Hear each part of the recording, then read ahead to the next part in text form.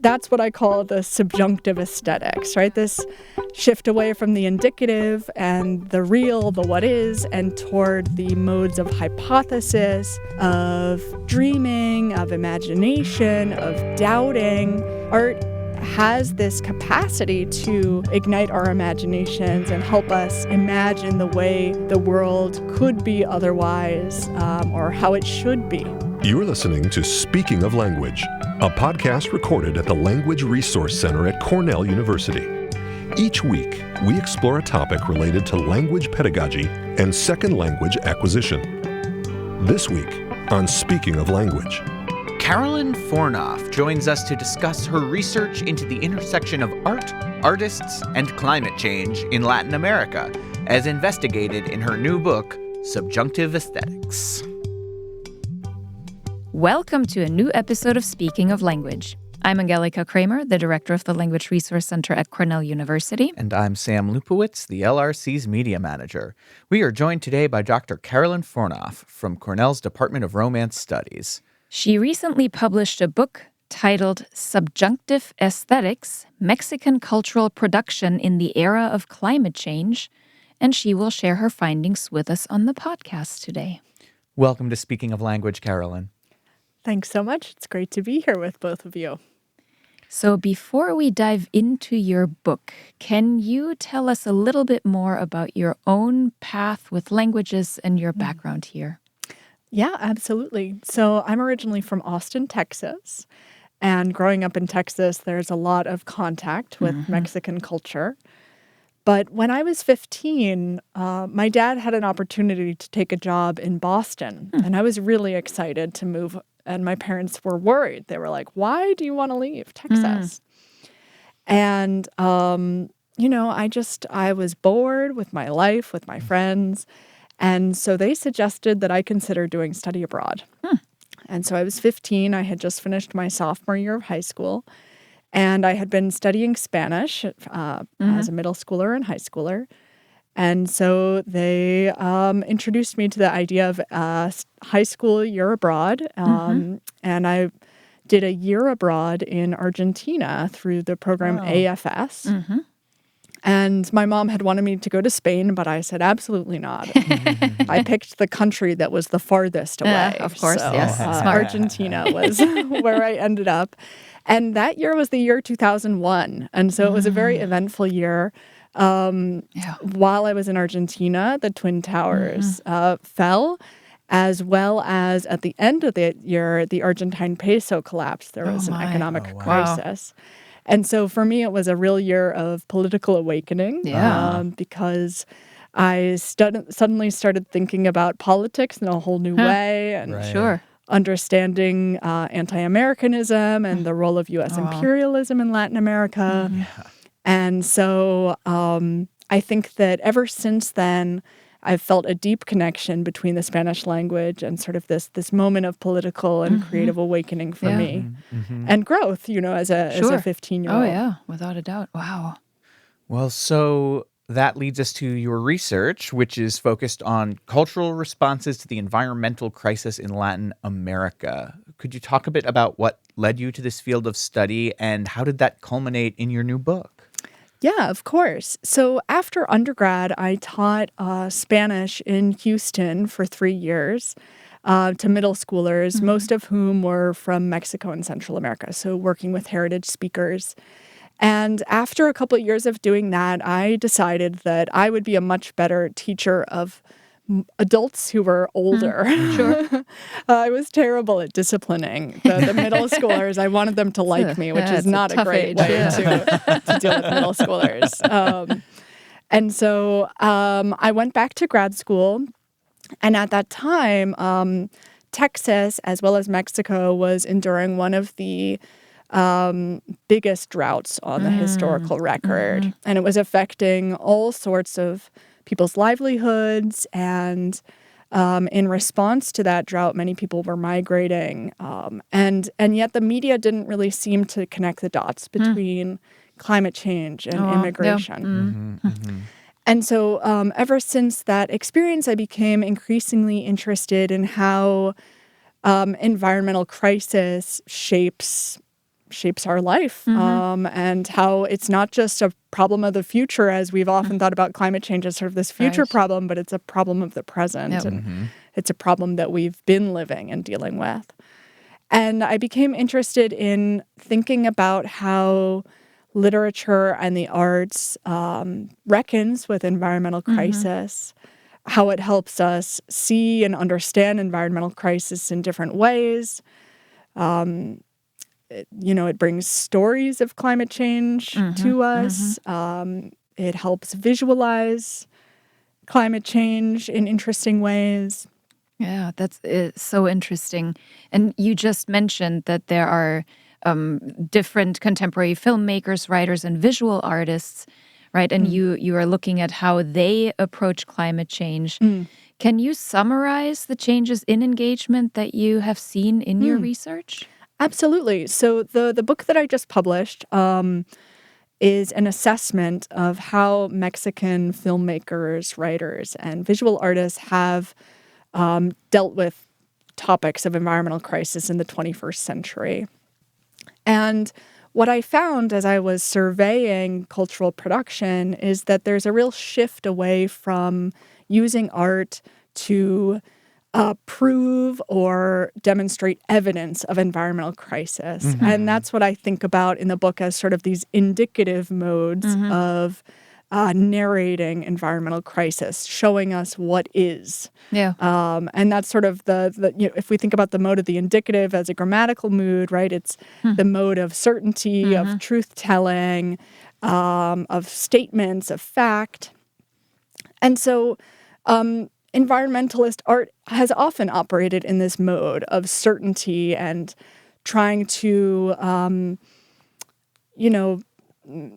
make the case that we don't need, there's no ambiguity to this, right? That there is climate change that's happening and we all have to be on the exact same page. But what I saw in 21st century artistic engagement with environmental crisis was a shift away from this emphasis on art's evidentiary function or mode of truth-telling, and an embrace instead of art's ability to bask in uncertainty, in speculation, in possibility in response to environmental change.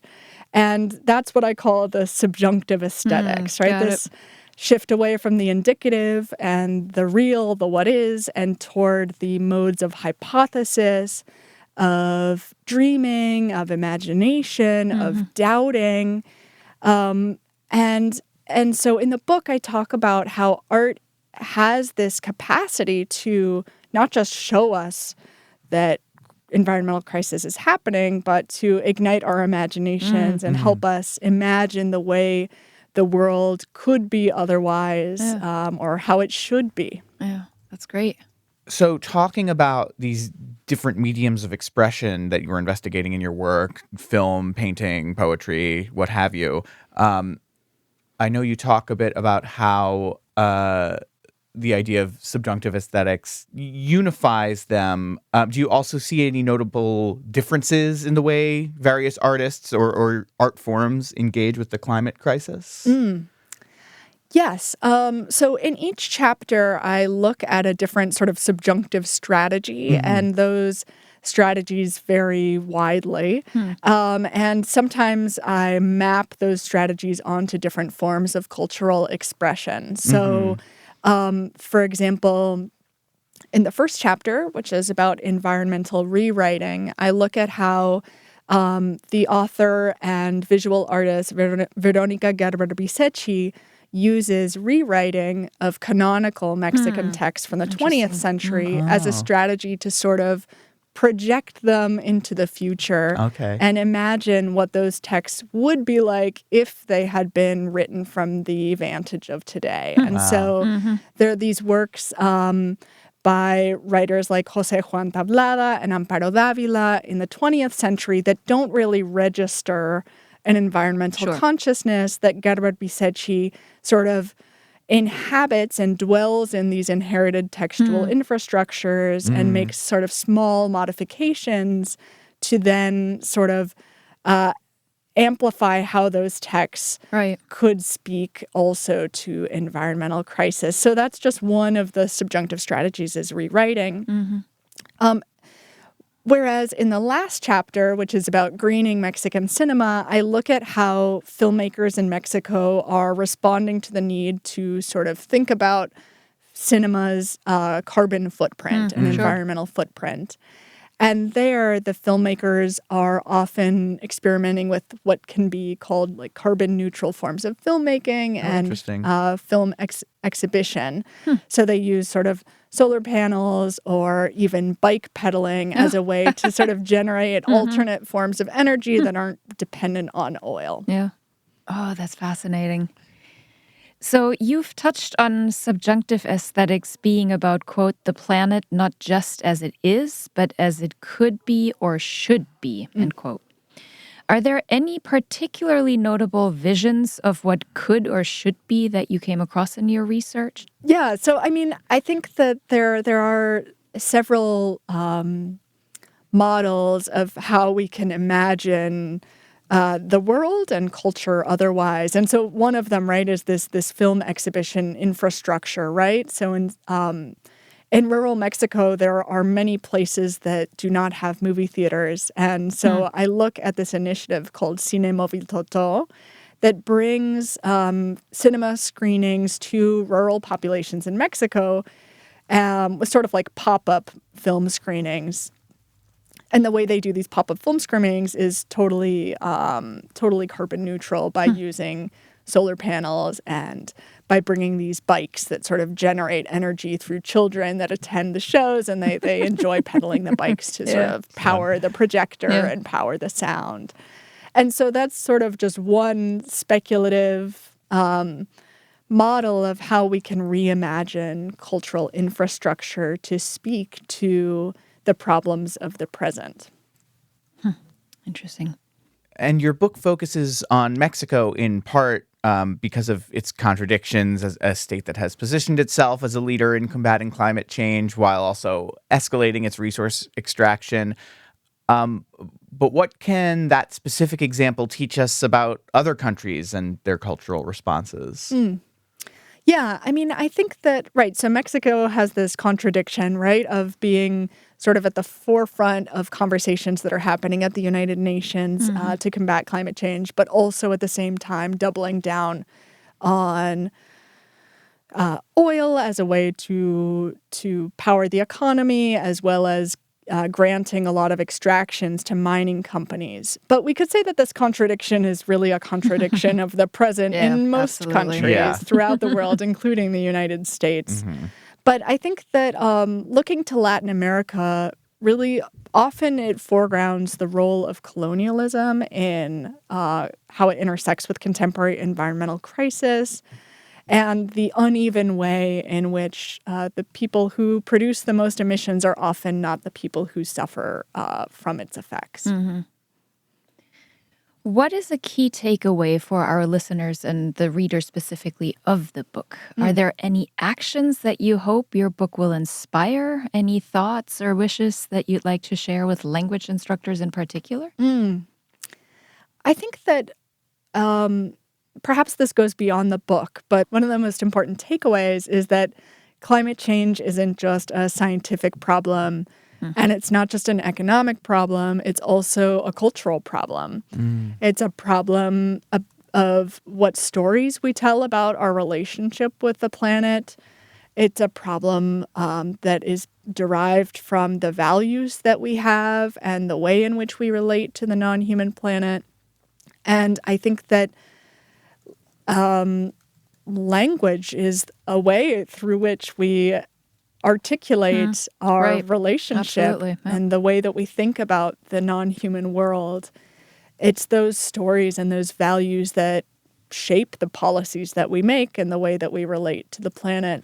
And so I think then often looking to other places, right? Thinking with indigenous thinkers or with global South thinkers is ways of moving beyond sort of this model, this extractivist model of a utilitarian approach to the planet that's only value lies in its economic value, and instead seeing the value of land and of territory as being sort of this life-giving force. Yeah. Nice.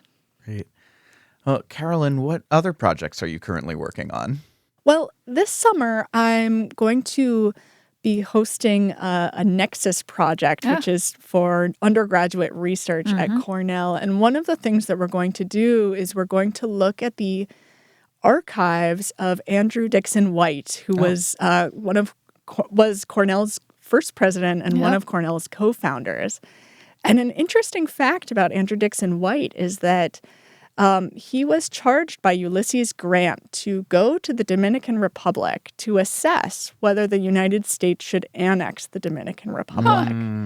And Andrew Dixon White took this trip to the Dominican Republic and came back to the U.S. and said, yes, the United States should annex the Dominican Republic. And so this summer, with a team of undergraduate students, we're going to get to look at Andrew Dixon White's diaries and archive that's located here at Cornell. And I think through that process, I'm excited to learn with the students about how he saw the Dominican Republic at that time, and as a way to think about, the United States' own role in imperial expansion, colonialism, and to think about the relationship with Latin America from here at Cornell. Oh, wow. When will those results be available and where and in what form? I don't know. TBD. Okay. Stay tuned. Yeah, absolutely. I like it. It's the carrot that dangles in front of our listeners. Excellent. Well, speaking of our listeners, where can they find out more about you, your book, and your work more generally? You can find my book, Subjunctive Aesthetics, Mexican Cultural Production in the Era of Climate Change, on the Vanderbilt Press website. Or you can find more about my work on my personal website, carolynfornoff.wordpress.com. And to any Cornell listeners out there, I would love to see you in my classes about Latin American literature and environmental justice. Carolyn, this has been fascinating, and we so appreciate you sharing what you've been working on. But before we sign off, we'd like to ask you to share a word in a language you speak, love, are learning, want to learn, that doesn't exist in English, but you wish it did. What word do you have for us? Well, I am a chronic early riser. Relatable. Even if I go to bed late, sadly, I am awake with the sun. And so the word that came to mind for me was madrugar, or to rise early or rise with the sun, which is a word in Spanish, madrugar. It's a verb, which means to get up early. And I love the way in which it succinctly expresses this chronic condition of rising with the sun. Nice. Not nice when you don't sleep enough, but It's I true. like that notion. It's a gift and a curse. Yes, it is. Well, Carolyn, thank you so much for speaking of language with us today. Thanks for the invitation. Tune in next week to hear from Caroline Levine about poetry, translations, and the Norton Anthology of World Literature. And speaking of poetry and translations, mark your calendars for our annual multilingual poetry event, Sweet Poetry, which will also take place next week on Wednesday, April 17th from 5 to 7 p.m. in the Klarman Atrium. Until then, Auf Wiederhören! The Language Resource Center is located on the ground floor of Stimson Hall on Cornell's main campus in Ithaca, New York. Check us out on the web at lrc.cornell.edu. and follow Cornell LRC on Facebook, Instagram, and Twitter. Speaking of Language is produced by Angelika Kramer and Sam Lupowitz. Recorded by Sam Lupowitz. Original music by Sam Lupowitz, Dan Gable, and Joe Gibson. Thanks also to the College of Arts and Sciences at Cornell University. As a reminder, the ideas and opinions expressed on this podcast do not reflect those of the College of Arts and Sciences or any other official entity of Cornell University. We thank our listeners, and do stay tuned for our next episode.